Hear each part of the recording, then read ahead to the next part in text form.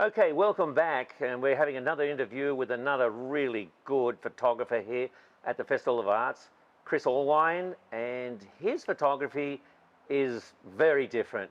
He does night photography, painting with light, and I'd like to introduce you to Chris. Hello. Yes, I specialize in light painting, so long exposure night photography is sort of my brand. This is my 5th year here at the Festival of the Arts, and it's an honor to be here and an honor to be talking to you today. Oh, that's very nice. Thank you very much. One of the things that I like about Chris's work, and I wanted to ask him and get him to share with all of us, is how does he do it? Why does he do it? And how long has it taken him to perfect what he's getting now? Because it's visually stimulating the way he's done it. And why pictures of old cars and buses? So, well, thank you very much for the kind words. Basically, the effects are created and all the colors in my work through a process of handheld light tools being applied during my camera's long exposure. In most cases, it's one long exposure. Sometimes it's more than one. I try to keep it under 3 if possible, just for simplicity's sake. But it gives me an avenue to personalize my images in a way that traditional photography just can't do. There's a lot of hands-on trial and error with this kind of photography, but I find that really fulfilling from a creative standpoint.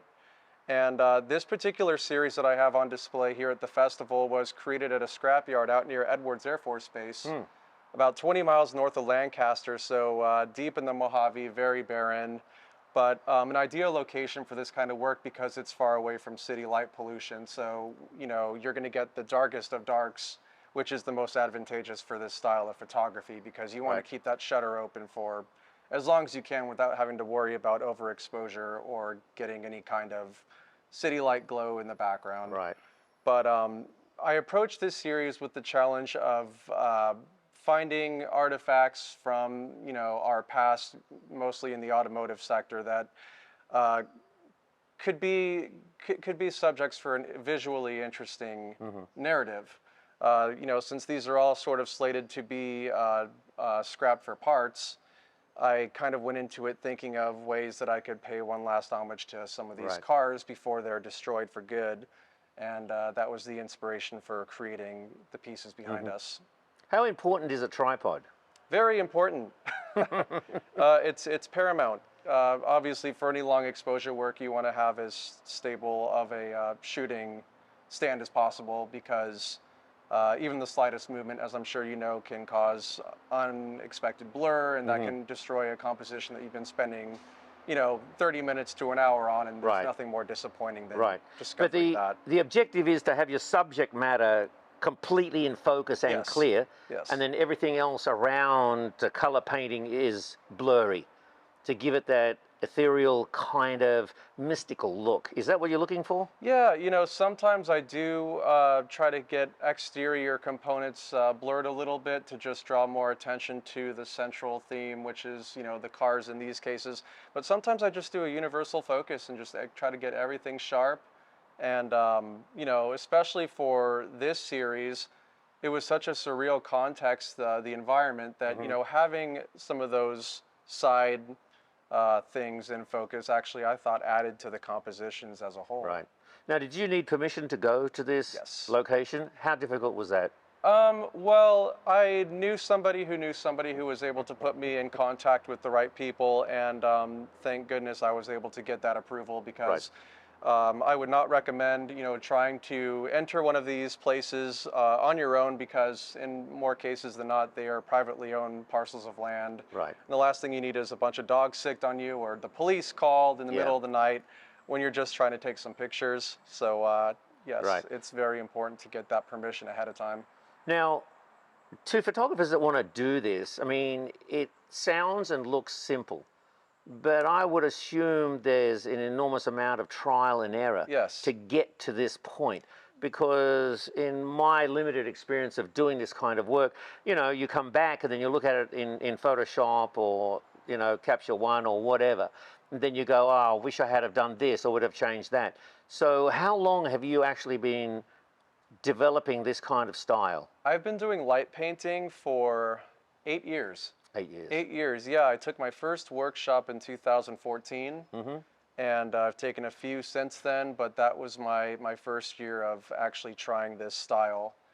I've been doing long exposure photography for probably 15 years, and I've been a hobbyist of photography as a whole since I was a child. So. Right. Okay, so you've been in it a long time. Now, I noticed none of your works that you have here. Do you have humans? Do you have portraits? Do you do any portrait work like this? I have done one shot before using a live model who was moving, and I actually was able to capture her movement.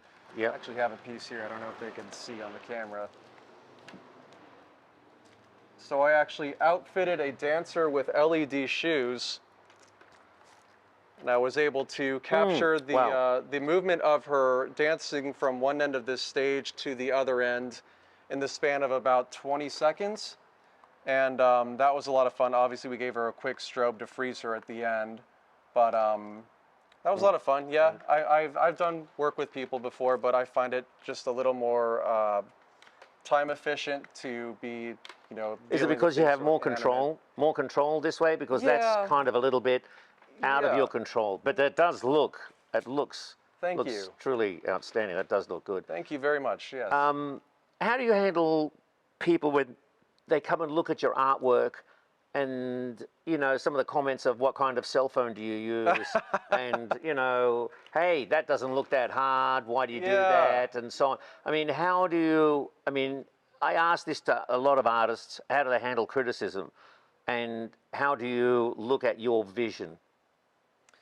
Well, I'm sure that, you know, every photographer, including yourself, does get those kinds of folks coming by and, you know, looking at your art and saying, hey, what kind of camera do you use? You know, where do you get your stuff made? And, you know, my biggest critique from passerbys is this is Photoshop. And I have to always remind them that it's not Photoshop. This is actually long exposure photography. And, you know, all the effects and the colors, since they're created on the spot, there really is no involvement of digital renderings of any kind. But, you know, I've learned over the course of exhibiting for several years that any visceral reaction that I get from a passerby, whether that be a good reaction or a poor reaction, I take it as a compliment because I made that viewer feel something. Yeah. And, you know, I've had people come up to me, and I had a guy a couple years ago call my work trash to my face. And, you know, I said, thank you, man. I mean, I obviously, you know, elicited some strong feelings, whether it was, you know, positive or negative. I like that people are that affected by my work to, you know, have such a strong opinion. Yeah. So I take it all in stride to answer your question. And then, you know, anytime you start selling or exhibiting your artwork, you will have to form a thick skin because there will be people that will criticize always. Now, somebody that wants to start off doing this, what is your suggestion for how, as somebody that's getting into photography that loves your work and thinks it's really great, how would you recommend that they start? Well, you know, the great thing about social media is that it's easier than ever to get in contact with mentors and people who are putting on workshops. For, you know, a niche style of photography like this, my advice would be to make some contacts, you know, send some DMs to people who you admire, see if they put on workshops. You know, there's so much that you can learn in those small environments that it made a huge difference in my development with this kind of style, just having that mentorship from people who I looked up to. And I would also just advise anybody going into photography to, you know, embrace trying new things. You know, modern advancements in camera technology have really expanded the boundaries of this medium exponentially over the past 10 years. Yeah. It's easier than ever to experiment with different aesthetics, and you know, just find your style. And when you find that style, just embrace it. Yeah. And more often than not, it pays off. And that's one of the things of improving technology. Yes. So one of my favorite photographers of all time was Jerry Oldsman, and he had 8 to 10 you know, stations in his darkroom, and he would put artwork together with separate little pieces. And this was pre-Photoshop days, Yeah. where you knew the artist did it in. So now, because of Photoshop and the phones and everything, you can do this kind of work, and people automatically assume that you haven't done it the hard way. Yes. That you've done it, you know, in Photoshop. Sure. So what I'm trying to say is that as a photographer, it's better to learn the trade, do it, and come up with your own style. Oh, absolutely. Absolutely, yeah. I mean, there's certainly nothing wrong with Photoshop intervention with photography. I do think that there needs to be a happy balance to maintain the integrity of photography before it becomes, you know, more digital media. Yeah. But, you know, it definitely makes sense to educate yourself with the foundations of the digital darkroom and, you know, learning the functions of your camera, all the manual functions. Yep. That's, you know, it's such an important stepping stone to being able to consistently produce quality work. Right. And also to have that, that background. And none of this work can be done in FIFA programming. You need to be in manual mode, Yes. and you need to understand what the f-stops and shutter speeds and so on. Yes. So what's next for Chris? What are you doing after this series? Well, I have a plan to produce a series in the Pacific Northwest using a macro lens, and that'll be a departure from what I'm used to because I usually use ultra-wide lenses, and transitioning to a more of a macro series has been something that I've wanted to do for the past few years. I was lucky enough to receive a couple of grants this summer, one from the state and one from the Festival of the Arts here.